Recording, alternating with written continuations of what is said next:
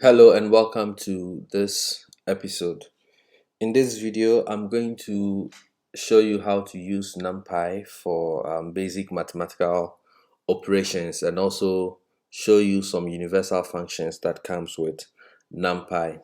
And to keep a balance between hosting your own Jupyter notebooks and using Colabs. I'm going to use Colabs for this video because subsequent videos have been done using locally hosted versions of Jupyter notebooks, and so I just thought it is cool for me to do this video using Google Colabs so that for you guys out there who are using Colabs instead of hosting Jupyter on your own, you also get to learn something. So it doesn't really matter if you're hosting Jupyter on your own or you are using Colabs as I'm doing here. The commands are the same and the outputs are always going to be the same. So let's get started. So I'm going to import numpy as np,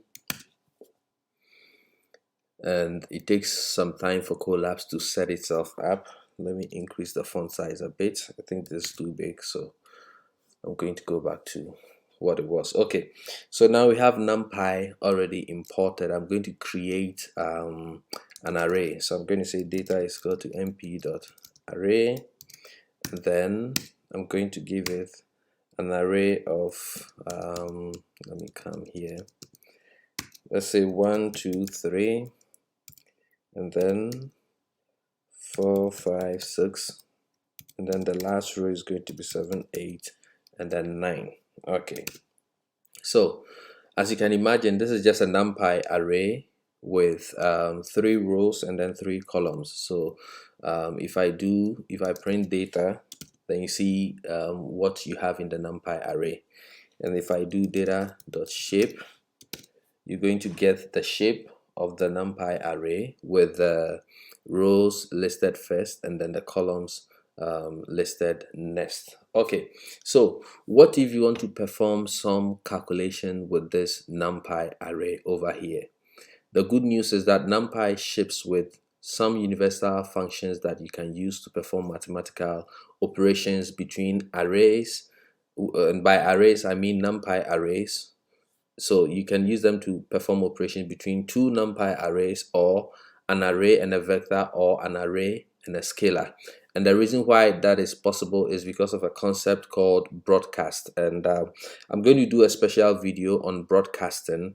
But for now, what I want you to get about broadcasting is that whenever you perform a mathematical operation on a numpy array, and the sizes of the two arrays are not the same, the smaller array is broadcasted, like it is repeated along a certain axis so that the calculation is possible. For now, this is all I'm going to tell you because I want to wait until I do that video on broadcasting to explain it properly.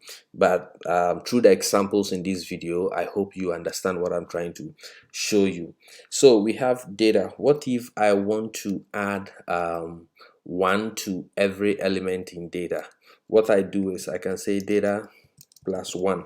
So what's going to happen here is it is going to add 1 to every element in the data array. So you can see that instead of 1, 2, 3, we have 2, 3, 4, and then 4, 5, 6, we have 5, 6, 7. So every element gets 1 added to it. The question is, does this operation here change what is actually in the data array? Let's confirm by just printing it out. So if I print it out, you can see that it didn't really modify what is in data. So what happens is whenever you perform mathematical operations between arrays, it returns a new array as a result. So if you want that result, then you need to store it somewhere. So what I can do is I can say result is equal to data plus 2.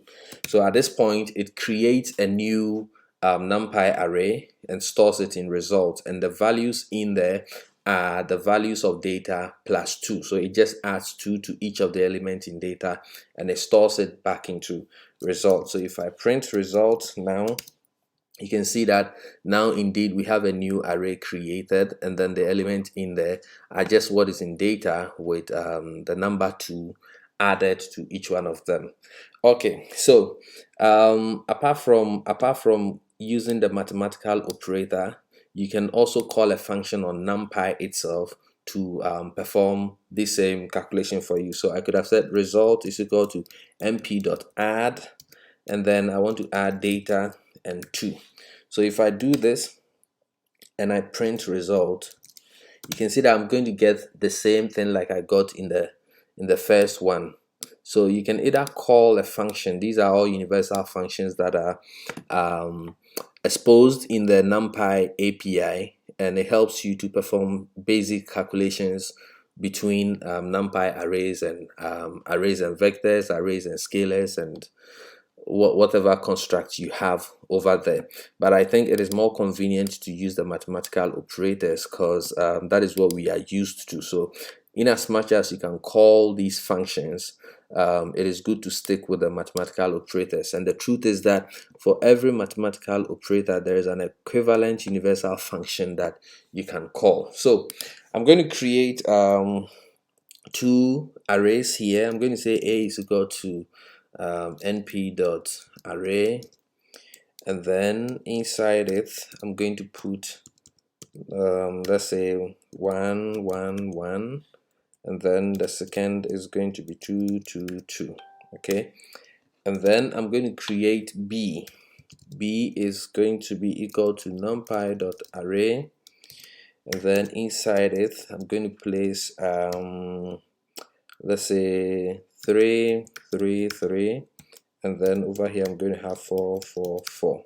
Okay, so at this point we have two arrays that have the same shape. Okay, so if I print a.shape and then I print b.shape, we expect to have the same number of rows and the same number of columns for each of the arrays A and B. And so what we can do here is we can say C is equal to A plus B. What's going to happen is it's just going to do the element-wise addition. Okay, so it is going to add 1 to 3, 1 to 3. So each element gets added to the corresponding element in the second array. So if I print C, you see that C is basically just the element-wise addition of each corresponding item in each of the two arrays. Okay, and the same result could have been obtained by saying C is equal to np.add, and then I'll say A and then B. But of course, like I have already said, it is good to stick with a mathematical operator since it makes things easier to understand and easier to spot once you see them in your code. So once again, it is not a rule, it is neither a convention, but it's just a suggestion that I'm giving. So you stick to whichever one works best for you. Okay, so like you might have already imagined, we can also do subtraction, of course. So I can say D is equal to A minus B, and then let's print D and see what's in there. And then indeed you can confirm that D is also the element-wise subtraction. So in this case 1 minus 3 is equal to negative 2, and then over here 2 minus 4 is also equal to negative 2, and that is the reason why you are getting negative 2 negative 2 negative 2 for each one of them. Okay, what more can we do? We can also do something like E is equal to A times 2. What's going to happen here is when I print E, you will see that each element in A gets multiplied by 2. So I think A has gone to, it has gone out of our view, so we can't see the values in there. I'm going to print A down here so that we can compare and confirm for ourselves. So 1 times 2 is 2, 1 times 2 is 2, 1 times 2 is 2, 2 2 is 4.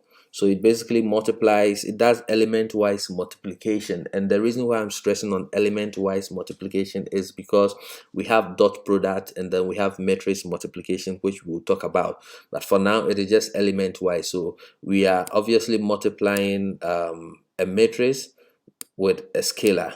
And so what happens is it's going to multiply every element in the matrix by that scalar. And that is what we get for the matrix E. Okay. So let's see if we can do division. Let's say A divided by 4. Then let's print what's in F.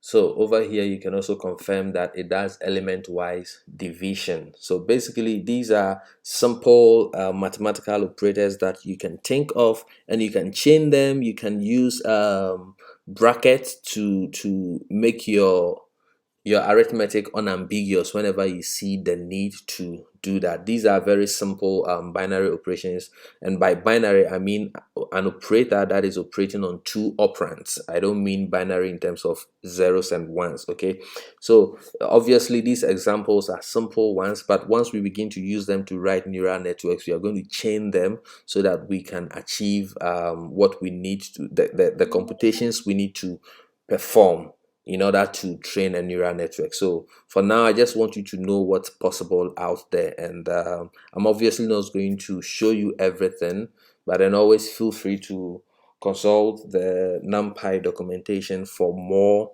details. So I'm going to show you one more thing, and then I'll end this video so that we can move on to the next thing. So if you want to multiply 2 arrays, let's see if that is possible. So we know that this is A, and then I'm going to print B as well. Okay, so let's say G is equal to A times B, and let's see what happens in there. Let's print G. And then once again, you can see that it does element-wise multiplication, which is also known as the Hammer-Dad multiplication in linear algebra. Okay, and do not confuse this with a matrix multiplication. This is not how we do a matrix to matrix multiplication, or a matrix to vector multiplication, or even dot product. This is purely element-wise multiplication. So it really requires, like for all the examples that we've seen, the operators require that the 2 operands have the same shape. There are cases in which even if the shapes do not match, it will work, and that is broadcasting. But because we've not spoken about broadcasting yet, I'm not using such examples. Okay, but in the same way that you are able to add or subtract or divide or multiply a matrix by a scalar, you're also able to do the same with a vector. In fact, let's do that, and then you will see. So I'm creating a vector that is np.array. For simplicity, I'm just going to put 1 and then 1 in there. Okay, so you can see that V is just a vector of 2 elements. I can add A and then V, and then it will tell me that value operands could not be broadcast together because the shape of the first one is 2 by 3, and then the shape of the second one is just 2. Basically, there are things I haven't shown you that you can do to let this calculation here work, but like I said, I want to treat broadcasting with you before we do certain things. I want to treat broadcasting and reshaping with you. I can force this operation to succeed by reshaping, or yes, of course, reshaping V so that broadcasting will work. But because I've not spoken about it, I'm going to leave it as it is. Okay, so whenever you see an error like this, you know what it means. But once we treat broadcasting, you understand what's going on. So for the last operator, I'm going to show you the power operator. So we know this is A. Okay, what if you want to raise A to the power 4? So what will happen is you say A, and then you put 4 over here.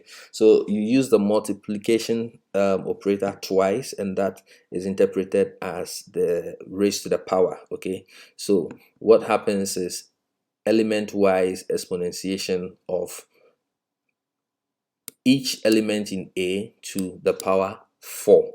And so 1 to the power 4 is 4, 1 to the power 4 is 4, and for the down row, 2 to the power 4 is always 16, and that is why you are getting 1, 1, 1, 16, 16, 16. So once again, this is meant to be a very short video just to explain to you how you can perform very, very basic mathematical operations with Numpy. So thank you for watching, and I'll see you in the next video.